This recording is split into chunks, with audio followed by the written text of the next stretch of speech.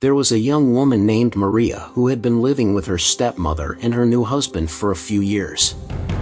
Maria had always had a complicated relationship with her stepmother, but she never suspected that her new husband was causing her any harm.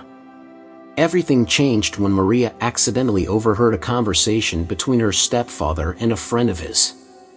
He was talking about how he enjoyed humiliating and physically assaulting his stepmother when she wasn't home, and how he constantly controlled and manipulated her.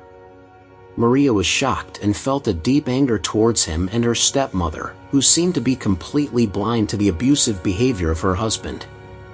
She knew she needed to do something, but she didn't know exactly what. So, she decided to tell her best friend about what had happened. Her friend was horrified and encouraged her to tell someone more trustworthy, like a relative or a counselor. Maria felt braver knowing she had support, so she decided to tell her grandmother about what was happening at home. Her grandmother was shocked and sad, and immediately offered Maria a place to stay until she could resolve the situation.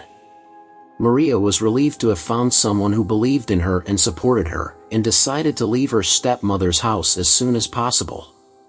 She went with her grandmother and began seeking professional help to deal with the trauma she had suffered during all those years living with an abuser.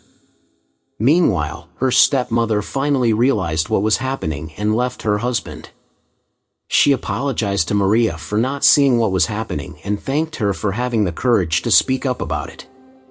Maria was happy that her stepmother had finally seen the truth, but knew there was still a lot of work ahead to recover from the trauma she had suffered.